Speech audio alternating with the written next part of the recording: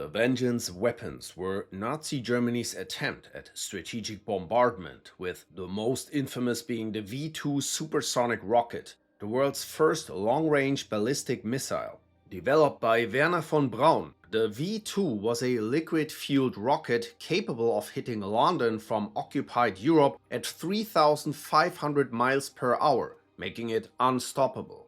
Unlike the slower V-1 flying bomb, the V-2 struck without warning and had no effective countermeasures. Over 3,000 were launched in 1944, primarily at London, Antwerp and Liège. After the war, von Braun and his team were taken to the US under Operation Paperclip, where their research became the foundation of NASA's space program. Then there was the V-3, also known as the Hochdruckpumpe or Fleißiges Lieschen, a 131-meter stationary supergun designed to bombard London from France. It used multiple side chambers to add propellant mid-flight, allowing it to fire 150mm shells over 100 miles. Two full-size guns were built into the underground fortress of Mimoyek, permanently aimed at London, but Allied bombing raids destroyed them before they could be used. The Sun Gun, or Sonnengewehr, was one of the most absurd Nazi superweapons. The concept involved placing a giant space mirror in orbit to reflect sunlight onto enemy cities, operated by a crew of a Sun Gun space station receiving orders via radio. Originally based on physicist Hermann Oberth's 1929 design, Nazi scientists expanded the idea to a mile-wide concave mirror stationed 5,100 miles above Earth. They calculated it would take 15 years to build, using a fleet of V-2 rockets to heft the parts and manpower into space. The mirror, made of metallic sodium, would focus solar heat strong enough to incinerate cities and vaporize reservoirs. While completely unrealistic with 1940s technology, American scientists were shocked by how seriously the Nazis had studied it. The project was abandoned as the war neared its end. The Landkreuzer P1000 Ratte was the largest tank ever designed, literally a land battleship. At 1,000 tons, more than 20 times heavier than typical tanks, this behemoth would have stood 35 feet tall and stretched 115 feet long. The primary weapons were two naval 280mm guns taken from battleships, capable of demolishing enemy fortifications from miles away. The Rat would have required a crew of 40 people, with power from 8 submarine engines. Albert Speer eventually cancelled the project because of its impracticality, enormous resource requirements and vulnerability to air attack. Had it been built, the Ratte would have been nearly impossible to transport and would have sunk into most terrain. The wind cannon was a bizarre Nazi anti-aircraft weapon that fired vortex rings of compressed air using explosive hydrogen-oxygen blasts shot from a large barrel bent upwards at one end. Designed to knock down low-flying aircraft, tests showed it could snap wooden boards at 200 meters but never proved effective against moving targets. One was installed on a bridge over the Elbe in 1945, but it failed completely. The Kugelpanzer was a rolling tank that looked like a metal tumbleweed. This tiny one-man vehicle had just 5mm of armor and no weapons, making it more of a mobile bunker than a real combat machine. It was likely captured by the Soviets in 1945, and its exact purpose remains unclear. Some believe it was meant for reconnaissance, others think it could have been used to trigger landmines. The only known Kugelpanzer sits in the Kubinka Tank Museum. The Silver Bird, or Silbervogel, was a Nazi concept of a suborbital bomber designed in the late 30s by Austrian engineer Eugen Sänger and mathematician Irene Bredt. It would have launched from a rocket-powered sled, reached the edge of space, and skipped along the atmosphere like a stone on water to extend its range. The goal? Drop a 4-ton bomb on New York and land safely in Japan. The idea was so advanced that it remained purely theoretical, as Nazi Germany lacked the technology to make it work. The German Air Ministry was interested but ultimately scrapped it in favor of more practical aircraft. After the war, both the US and Soviet Union studied Sanger's work. Stalin even sent his son to recruit or kidnap him, but that failed. While the Soviets attempted their own versions, the US incorporated similar concepts into later hypersonic programs, including the X-20 Dyna Soar and classified projects.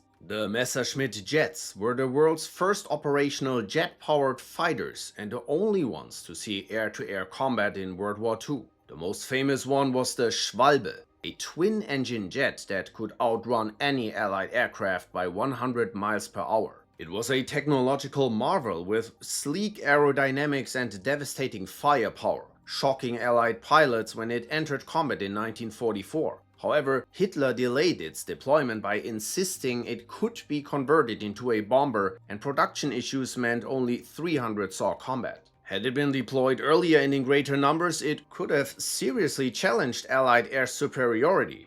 After the war, both the US and the Soviets studied its design to develop their own fighters. Then there was the Me-163 Komet, the only rocket-powered interceptor ever used in combat. It reached record speeds of 1,130 km per hour, but was highly dangerous due to its volatile rocket fuel. The aircraft only had 7.5 minutes of powered flight, limiting its effectiveness and reach.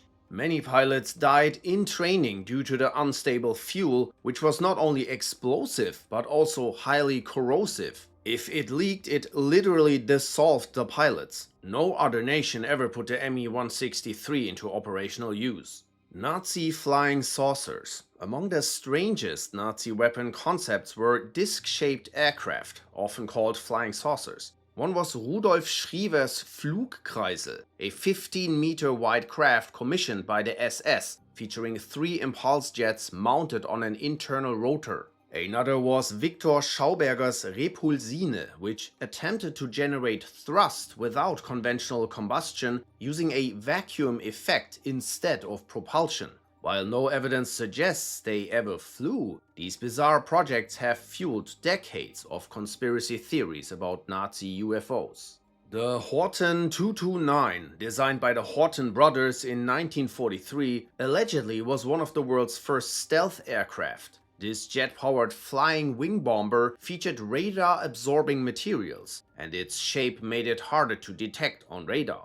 Capable of reaching 607 miles per hour with a 1,500-mile range, it could have struck Allied targets with little warning. With no upright tail like normal planes and a sleek, futuristic design, it was decades ahead of its time, resembling the late B-2 stealth bomber. Only 3 prototypes were built before the war ended, and the nearly complete H-9 version 3 was captured and taken to the US. Focke-Wulf Triebflügeljäger. One of the strangest aircraft ever conceptualized, the Triebflügel was a vertical takeoff and landing interceptor that looked nothing like conventional planes. Instead of fixed wings, it featured 3 rotating blades powered by jet engines at their tips. For takeoff, the aircraft stood vertically on its tail, with rotation providing lift. Once airborne, the aircraft would transition to horizontal flight with the rotating blades providing forward thrust. Armed with autocannons and rockets, this bizarre design was intended to intercept Allied bombers without needing runways, which were increasingly targeted by bombing.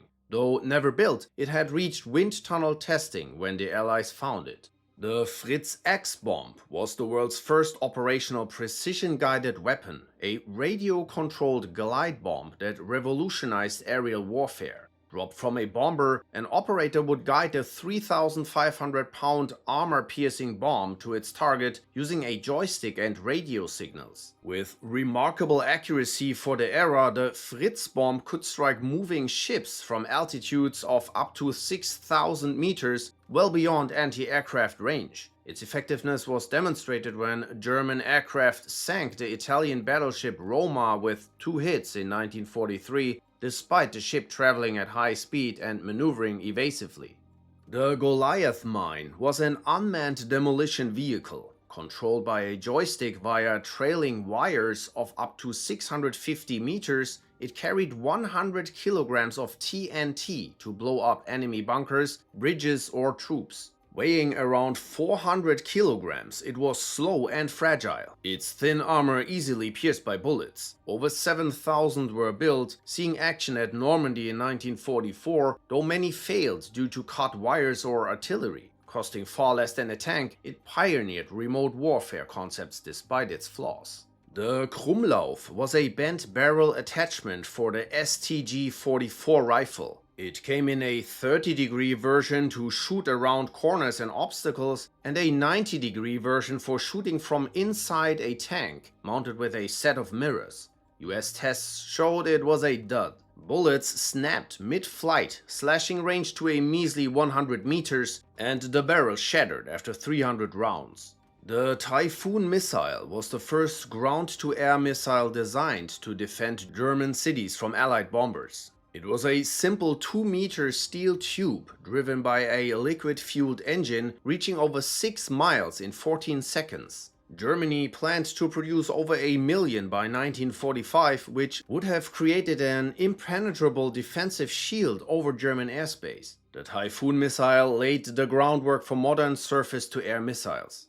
The heavy Gustav was the largest artillery gun ever used in combat, costing around $24 million to produce. This 80-centimeter railway gun could fire a 7-ton shell over 29 miles. It was so massive it needed special double railway tracks as support. The gun was first tested during the siege of Sevastopol, where it took 4,000 men and 5 weeks to set it up, with 500 men needed to fire it. By the end of the siege, Sevastopol was destroyed, but its massive size made it slow to transport and vulnerable to attacks. It was eventually destroyed by the Germans to avoid capture. Energy weapons. The Nazis chased ammo-free directed energy weapons. Their first attempt, a sonic cannon blasting high-intensity sound waves up to 140 decibels using gas explosions and reflectors strong enough to take out enemies by vibration at close range. Tested in 1943, it worked but was too pricey and fragile for combat. They also built X-ray beam devices, like the Betatron accelerator, to fry aircraft engines from afar. One was tested in Hamburg and captured by the US in 1945. Both showed wild ambition, but flopped in practice. U-boat concepts. The Nazi Germans had a concept for a submarine equipped with rockets and missiles instead of torpedoes, allowing long-range attacks on ships and even land targets in Britain and the US. Early tests showed promise, but the war ended before they were combat ready. Then there were the Type XXI U-boats designed to operate mostly underwater rather than just diving for short periods. Over 100 were built, but only 2 were deployed too late to matter. Their design, however, influenced post-war submarines for both the US and the USSR.